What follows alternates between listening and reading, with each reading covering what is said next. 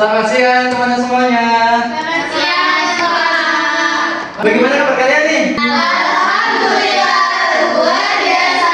Allahu Akbar. Oke, baik. Selanjutnya sebelum kita mulai pembelajaran kali ini, kita membuka pembelajaran dengan membaca basmalah bersama-sama. Bismillahirrahmanirrahim. Nah, untuk hari ini apakah ada yang tidak berangkat? Banyak. Ada yang sakit kah? Ada. Ada? Semoga yang sakit kita doakan menjadi sembuh. Menjadi sembuh. Ya. Terus juga ada yang isi? Ada. Ada. Kenapa isi itu? Ada yang tahu? Oke, udah nggak apa. Kita langsung saja. Sebelum kita masuk ke dalam materinya,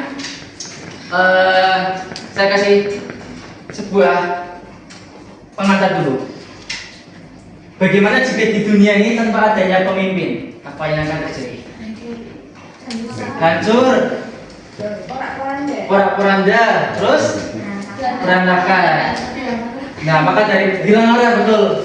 Maka dari itu kita membutuhkan pemimpin bukan hanya di luar sana tapi di dalam jiwa kita.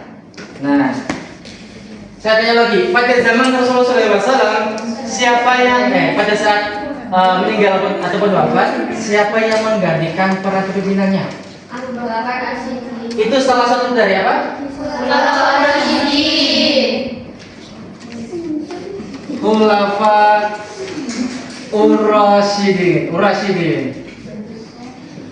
Nah, dalam pembelajaran kali ini kita akan membahas terkait dengan Khulafa Ur-Rasyidin. Harapannya yang kita dapat semoga kita bisa ataupun mampu memahami sejarah kepemimpinan Khulafa Ur-Rasyidin. Nanti kita akan membahas terkait dengan juga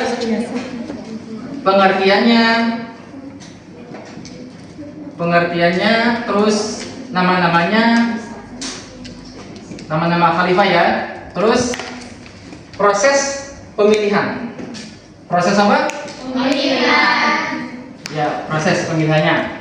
Nah, Khulafa Ur-Rasyidin itu artinya apa? Ada yang tahu? Pemimpin yang mendapat petunjuk. Oke. Pemimpin mendapat petunjuk. Nah, siapa aja Khulafa Ur-Rasyidin? Abu Bakar As-Siddiq. Terus? Umar bin Khattab. Utsman bin Affan. Ali bin Abi Thalib. Oke, ada berapa berarti? 4. Ada 4. Nah, kita bahas dulu yang Abu Bakar As-Siddiq. Ini apa ini? As-Siddiq. As-Siddiq. Ini merupakan gelar yang diberikan dari siapa? Rasulullah. Rasulullah. Artinya apa? Kebenaran. Berarti Abu Bakar As-Siddiq yang sosok yang selalu membenarkan, ya, dapat dipercaya. Terus bagaimana proses pemilihannya? Nah, ini kisahnya menarik teman-teman. Saya izin menghapus ya. Nah, yang pertama Abu Bakar itu pada saat Rasulullah SAW wafat, ada suatu kaum yang namanya kaum Ansor. Kaum apa? Ansor. Kaum Ansor. Kaum Ansor itu ikut berdiskusi, datang berdiskusi. Tempatnya di mana? Saqifah Bani Sa'idah. Saqifah Bani Sa'idah. Nah, tempat ini adalah tempat pertemuan antara kaum Muhajirin dan kaum Ansor di Madinah. Pada saat kaum Ansor berdiskusi, kaum Ansor sudah mencalonkan terlebih dahulu pemimpinnya tanpa sepengetahuan Abu Bakar. Siapa itu? Sa'ad bin Ubadah.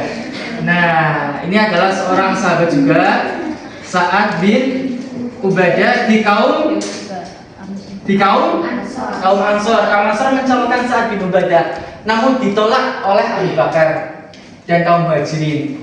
Dan berbagai debat, berbagai gagasan, akhirnya Umar bin Khattab memutuskan langsung berdiri menyampaikan gagasan bahwasanya Abu Bakarlah Abu Bakarlah yang memimpin pada saat itu. Keisakannya di baiatlah. Gitu. Selanjutnya kita masuk kepada tokoh siapa? Umar bin Khattab. Ini adalah sosok yang paling apa? Si paling apa?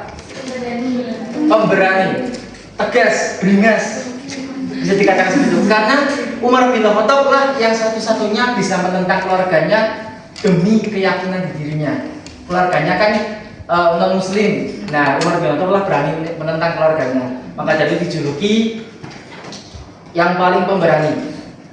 Umar bin Khattab pada proses pemilihannya yang pertama pada saat tahun berapa? 634 Masehi, pasukan Muslim menaklukkan Syam. Abu Bakar jatuh sakit. Abu Bakar jatuh sakit. Abu Bakar jatuh sakit, mencalonkan seorang, mengusulkan Umar bin Khattab. Namun sebelum diusulkan, disampaikan kepada sahabat yang lain seperti Utsman bin Affan, bukan, Abdurrahman bin Auf dan sahabat yang lain. Ya, itu. Nah, sahabat yang lain ternyata setuju. Sahabat yang lain setuju bahwasanya Umar bin Khattab pakai sebagai pemimpin pengganti dari Abu Bakar As-Siddiq. Dan Abu Bakar membuat surat resmi, surat keputusan SK bahwasanya pergantian kepemimpinan dijatuhkan kepada Umar bin Khattab. Maka dari itu Umar bin Khattab lah yang memimpin setelah Abu Bakar As-Siddiq. Seperti itu teman-teman ya. Yang enak-enak ya. Nah, untuk yang selanjutnya Utsman bin Affan dan juga Ali bin Abi Thalib itu kita bahas pertemuan selanjutnya. Karena dua sosok ini saya akan menugaskan kalian di buku paket nanti. Nah, kita ulas kembali. Tadi Khulafaur Rasyidin artinya apa? Betul, terima kasih. Terus juga pada saat Abu Bakar As-Siddiq itu gelarnya artinya apa? Benar. Sosok yang dipercaya. Terus Umar bin Khattab sosok yang pemberani. Tadi kaum Ansar dan kaum Muhajirin tempat pertemuannya di tempat namanya apa? Siapa pemimpin di kaum Ansar pada saat itu? Kaum Ansar mencalonkan siapa? Sa'ad bin Ubadah. Betul sekali. Nah, oke, selanjutnya karena dari pembahasan kita tidak selesai, dalam pembelajaran kali ini kita bisa mengambil hikmahnya, manfaatnya, bahwasanya dalam jiwa kita perlu seseorang pemimpin. Perempuan juga ada, laki-laki harus ada. Ya, sebagaimana Umar bin Khattab mencontohkan sosoknya adalah jujur, di dalam diri kita jujur. Abu Bakar jujur, Umar bin Khattab itu sosok yang tegas. Paham ya?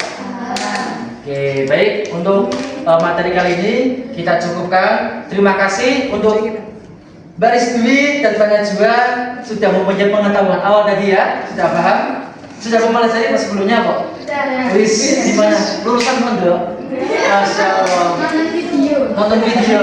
Oke, baik, terima kasih ya untuk Mbak Najwa dan Mbak Rizwi. Nah, untuk pelajaran kali ini kita tinggalkan tugas, dibuka buku paket halaman 64. Di situ ada tugas esai. Sudah ketemu? Ya. Oke, kerjakan. Kumpulkan nanti sore. Pertemuan depan. Pertemuan depan. Besok pagi sudah ada di meja Bapak. Siap. Oke, gitu ya, paham? Oke, cukup untuk materi kita hari ini. Wassalamualaikum warahmatullahi wabarakatuh. Waalaikumsalam warahmatullahi wabarakatuh. Terima kasih. Sama-sama.